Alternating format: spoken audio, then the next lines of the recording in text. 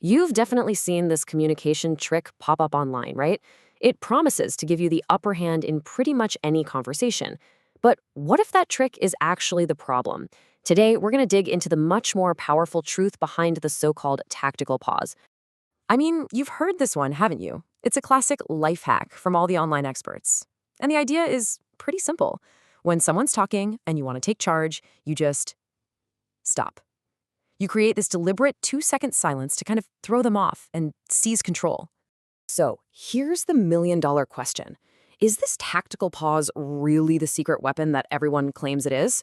Or, could it actually be backfiring and doing more harm than good? Let's break it down. So why does this super popular trick so often fall flat? Well, the problem isn't really the silence itself. It's the intention behind it. And more importantly, how that intention makes the other person feel. And here's the crux of it. When you use silence as a weapon, as a tool for control, people can feel it. They can sense it. It doesn't come across as you being thoughtful or confident. It comes across like a performance. It feels inauthentic because, well, it is inauthentic. Yeah, this really lays out the two different paths you can take. Over on the left, you've got that tactical silence. It's all about control, it's a calculated move, and people just get a weird vibe from it. But on the right, that's the genuine pause. And it comes from a totally different place. The goal isn't to control, it's to understand. It's the difference between trying to win and trying to connect. Same action, but a wildly different outcome. Okay, so let's pivot to the alternative. Instead of seeing silence as some kind of weapon, let's reframe it. Let's start thinking of it as a natural, even essential part of a great conversation, a sign that you're actually interested.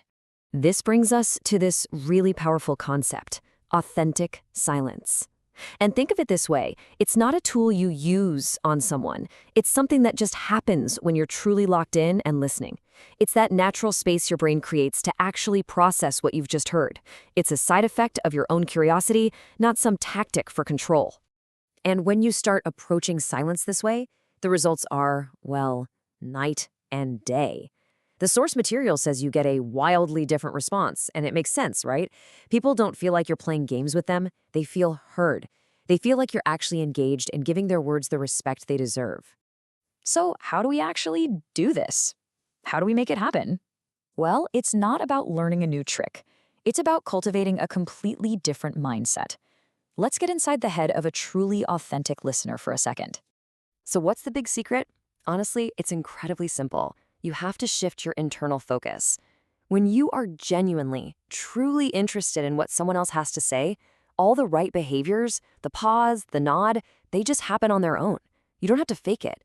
Your goal just naturally changes from, how can I control this conversation, to, wow, what can I learn here? And look, this isn't some rigid 4-step formula you need to memorize. Not at all. This is just the natural, organic flow of a real conversation. You listen, like really listen. Then a pause just happens because you're letting it sink in. You're actually processing their point. And only then do you respond from a place of real understanding. That's how you connect.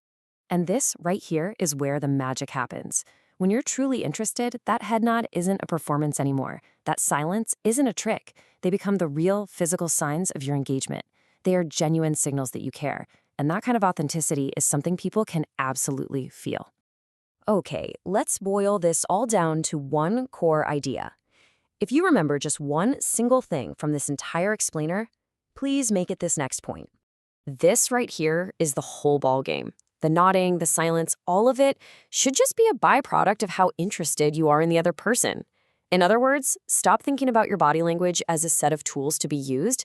Instead, just focus on being genuinely curious. If you can do that, all the right signals will just take care of themselves. So I'll leave you with this question to chew on. The next time you're in a conversation, are you going to be a tactician, trying to use tricks to win the interaction? Or are you going to be a listener and just focus on connecting with genuine interest and seeing what happens? The choice, of course, is yours.